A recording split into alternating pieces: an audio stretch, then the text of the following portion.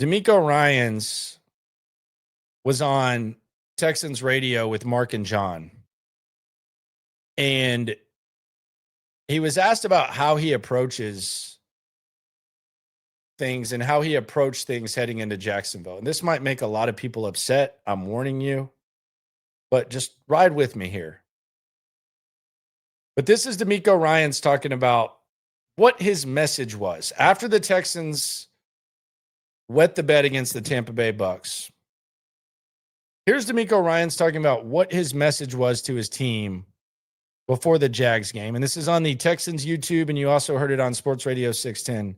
Here's DeMeco Ryans talking about what his messaging was before the Tampa game. And guys, Saturday night, I showed them all the positive plays that happened in our game versus Tampa Bay. And I'll continue to show our guys the positives, and I also show the guys, hey, these are the handful of plays right here. Like, we didn't execute the right way. Right. We didn't do things how we said we were going to do it. And what was the result of the game? So it's always leaning into the positives. When you lose, everybody's feeling down. You're feeling bad. But just because you lost doesn't mean every play was a negative. Right. There were a lot of great.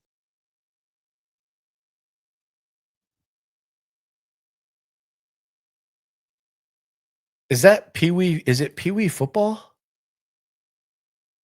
Like, I am incredibly fascinated by that a head coach of an NFL football team who coached with Kyle Shanahan, he coached with Robert Saleh, he played for Gary Kubiak, he played for Chip Kelly, he played for Andy Reid, that he feels that the day before a game, after losing 2 games, he feels he has to put up the positive plays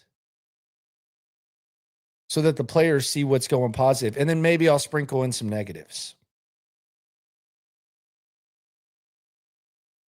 That's one of the damnedest things I've heard. And maybe it makes sense.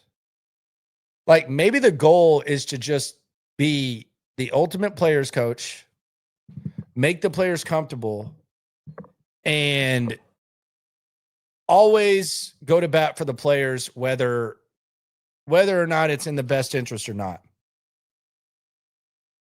But my thing is this, though, when DeMeco says that, this is the problem I have with it. They draft guys that they like a lot from programs that they like a lot that get chewed the fuck out on a regular basis. They love Alabama guys. All of their Alabama guys played for Nick Saban. Do you think Nick Saban is just showing positive plays to his players after games, leading into like must-win games to keep morale high? Like, you think Will Anderson got like if when Alabama would lose a game, or hell, even when Alabama would win a game close, you think Nick Saban feels like leading up to it, he has to focus on the positive plays and put together a positive highlight tape? Nico Collins played for Jim Harbaugh. You think Jim Harbaugh needed to put up the positive plays for Nico when he was there? Kamari Lassiter played for Kirby Smart. You think he needed that? That is one of the wilder things that I've witnessed in a long time.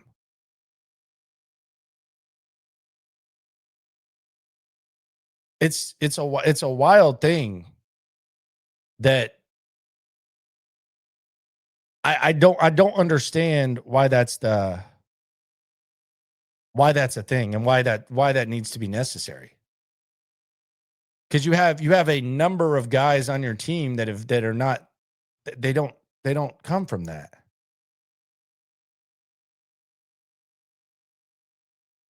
And obviously the message didn't work. So at what point do you start to kind of question the process? Some people just are built the way they're built, and it's not in their nature. That's fine.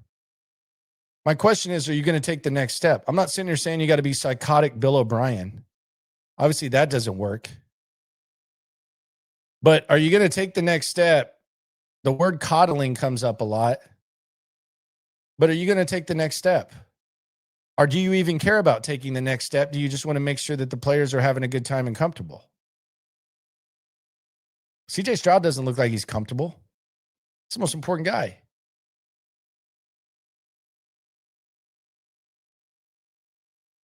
I'm just really shocked by it. I mean, you saw DeMeco go up last year, and Shaq Mason was playing good, and Kenyon Green was playing good. I don't understand.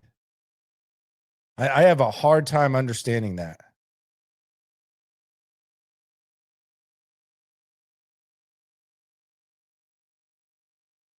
And I don't know how you have to be. I don't know that there's any right way to be.